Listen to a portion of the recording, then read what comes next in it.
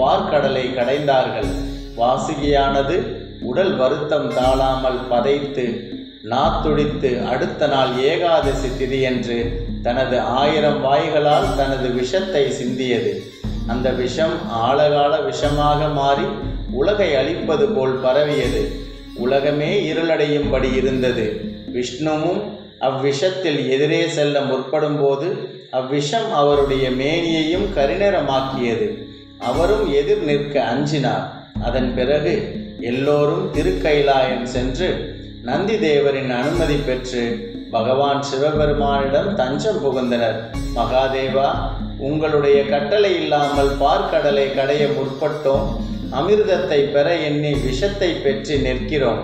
அவ்விஷத்திலிருந்து எம்மை காக்க வேண்டும் என்று சிவபெருமானிடம் விண்ணப்பித்தனர்.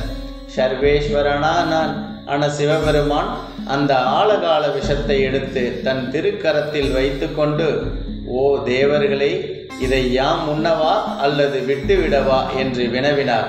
தேவர்களும், தேவதேவா, இது தங்கள் திருக்கரத்தில் பட்டதுமே உருவத்தில் சிறுத்துவிட்டது.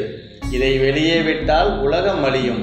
எதிலும் முற்பாகம் உம்முடையதாகையால் முதலில் வந்த விஷத்தையும் தாங்களே உட்கொண்டொருள வேண்டும் என்றும் எங்களது உயிர்களை காத்ததற்கு அடையாளமாக இவ்விஷத்தை தங்கள் கண்டத்திலேயே தரித்தருளல் வேண்டும் என்றனர். பரமதையாளரான சிவபெருமான் அவ்விஷத்தை தனது கண்டத்திலேயே ஒரு நீல மணி போல தரித்து கொண்டார். அது முதல் அவருக்கு நீலகண்டன் என்று பெயர் வழங்கலாயிற்று. பின்பு மீண்டும் பார்க்கடலை கடைய ஆரம்பித்தார்கள். முதலில் வெளிப்பட்ட லக்ஷ்மியை திருமாலும் மற்றவைகளான ஐராவதம், காமதேனு, கற்பகதரு, சிந்தாமணி, கௌஸ்துபமணி, சூடாமணி, உச்சைஸ்வரம் முதலியவற்றை இந்திராதி தேவர்கள் ஏற்றுக்கொண்டனர்.